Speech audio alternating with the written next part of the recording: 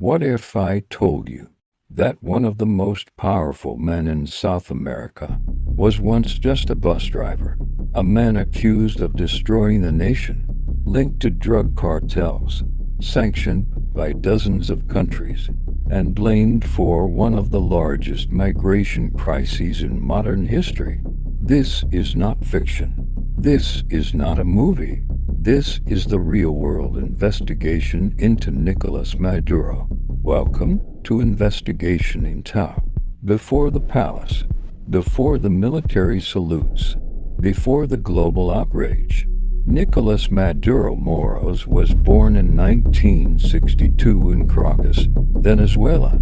He did not come from wealth. He did not come from political royalty. He was a bus driver, a union organizer, a man shaped by ideology, not privilege.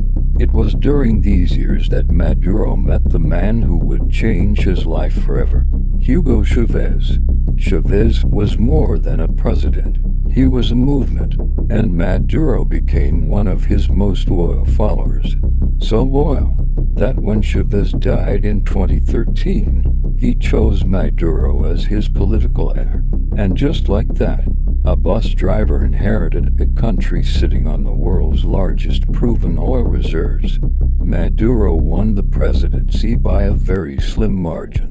The opposition immediately cried foul. International observers raised concerns. But Maduro was sworn in, and almost immediately, Venezuela began to unravel. Oil prices collapsed, mismanagement worsened, money lost value by the hour, hyperinflation exploded. People were paid in cash, only for it to be worthless by nightfall. Hospitals ran out of medicine, supermarkets ran out of food, and millions of Venezuelans began to flee.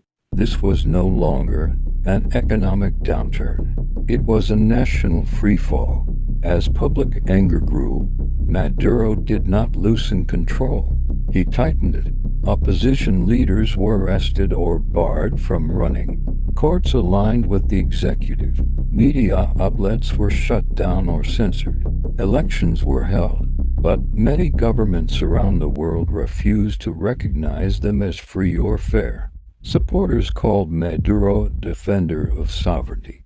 Critics called him an authoritarian.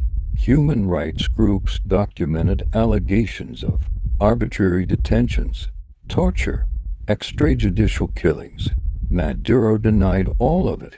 And then, the accusations escalated beyond politics. Investigators and journalists began tracing money, oil money, gold exports, foreign bank accounts, billions of dollars. In a country where people searched trash bins for food, reports alleged a powerful inner circle. Military leaders, judges, politicians, all benefiting while the public collapsed. But the most explosive claims were yet to come. Claims so serious, they would place a sitting president in the same category as global crime figures.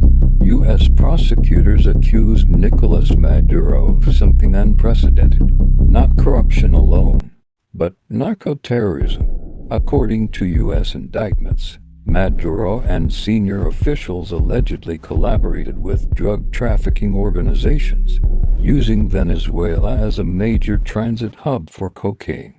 The accusations included conspiracy to traffic drugs into the United States, cooperation with armed groups, and weapon-related offenses. Maduro rejected the charges completely. He called them lies, fabrications, an act of political warfare. To his supporters, this was imperial aggression. To his critics, it was long-awaited accountability. The world was split.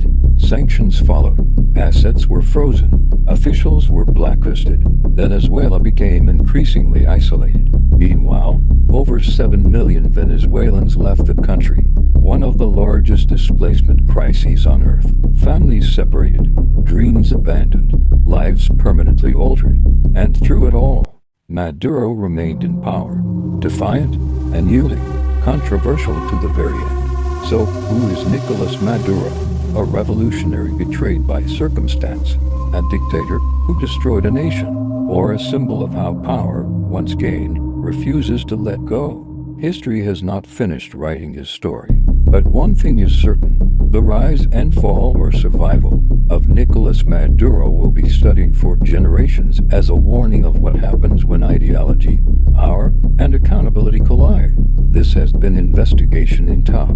This story doesn't end here. There are documents still sealed, names still hidden, and power players who've never been exposed. If you want the investigations they don't want you to see, subscribe to Investigation in Top, because the next file might change everything.